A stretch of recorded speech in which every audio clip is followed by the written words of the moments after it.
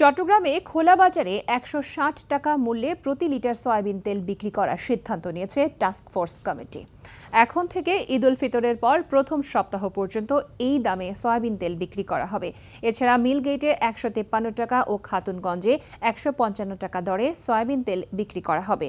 দুপুরে চট্টগ্রাম সার্কিট হাউসে নিত্য প্রয়োজনীয় পণ্যের মূল্য স্থিতিশীল রাখতে গঠিত টাস্ক ফোর্সের সভায় এ সিদ্ধান্ত নেওয়া হয়।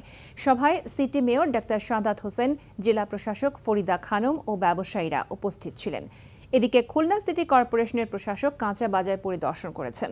সকালে তিনি খুলনা নিউ মার্কেট কাঁচা বাজার পরিদর্শন করে ব্যবসায়ীদের ন্যায্য মূল্যে পণ্য বিক্রি করার আহ্বান জানান।